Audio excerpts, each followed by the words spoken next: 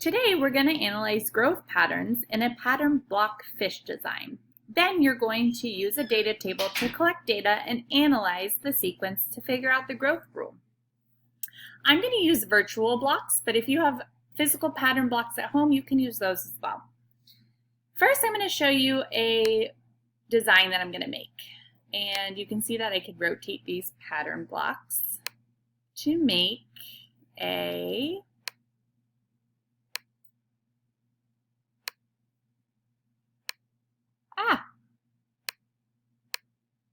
I'm going to make a little fish.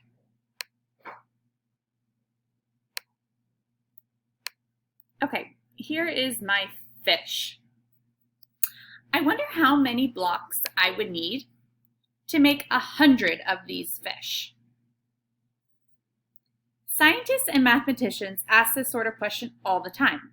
In fact, many of us ask this question in our everyday lives. For example, if you want to do an art project with your class, you might ask yourself how many materials you need for all of your students if you know how many materials you need for one of the art projects.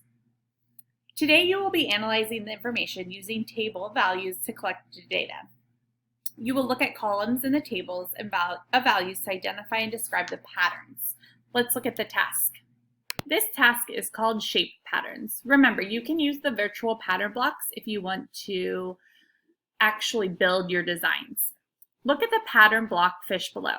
Each figure has one more fish than the previous one. The table on the right of the pattern block fish collects information about how many blocks are used to make some number of fish. So here's figure 1. There is 1 blue rhombus and 3 tan. So it's a total of 4 blocks. And then we move on to figure 2, and you can see that these are the values for number 2.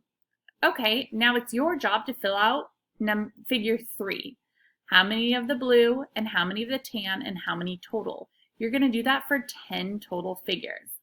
You might notice a pattern as you're moving along the figures, but if you need to actually build the figures out, remember you can use the virtual pattern blocks.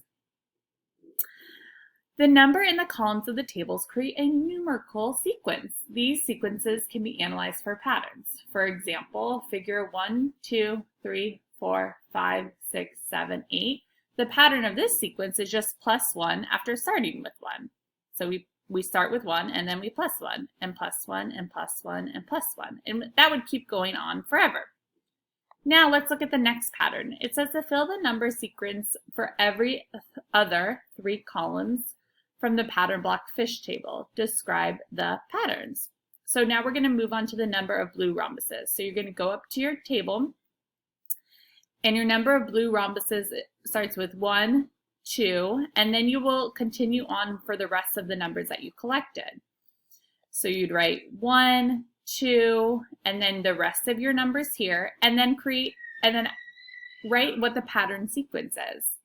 So remember the pattern up here was just +1 after starting with 1. I wonder if this one will be similar too. Then you're going to do that for the tan rhombuses, and then finally for the total number. After you do that, it says choose 5 pattern blocks to make a design. Sketch your design below. Use your design to complete a table for the numbers of each type of block and your total number of blocks. So this is really fun. You get to use your pattern blocks and create your own design. So you might want to create maybe a sun or a house or something like that. It's totally up to you. You get to choose what you want to design here. And then after you design it, then you sketch it and you answer some questions like what sequences from the columns write the sequences from the columns in your table and describe the pattern in words. So have fun with this task today and be sure to use the virtual pattern block manipulatives to help you out with this task.